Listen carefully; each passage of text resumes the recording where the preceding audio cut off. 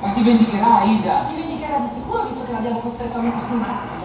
E invece io ho lavorato benissimo. Benissimo, e nonostante tutte le difficoltà. Tu l'hai letta la mia relazione, no? Bellissima, dimmi che non è bellissima, è bellissima. Ma è bellissima, bellissima. Proprio la leggera pensa, una via di mezzo tra Pandolino e i nostri amici. Che paura. Ma è impossibile, è impossibile! Ma la casa come che mi smoke? Non ci schiaffo, sì. Di chi? Nostro. La fa come? Fallo. A lui? Eh? Ma no, auguri, se volevano ci E ce la fa? Tu vuoi? Fate rivedere il nome proprio, mi venuti qua Ma ce la fa? Guarda che ci hanno pensato proprio prima, non è una novità. Ma tu non hai capito, io qui dentro ci metto una bomba. Ma magari, se la ristrutturiamo.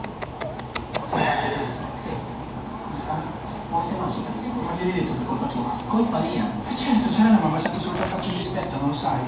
Io ero mezzo ubriaco. Senti, Sergio, scusami, però parlate di comunicate, non parlate a me perché è inutile. Non le parlo anche, ma cosa le dico? È come cercare di disinnescare una mina con le unghie. Ma dile che vuoi che torni al suo posto accanto a te. Dile che tu non puoi tornare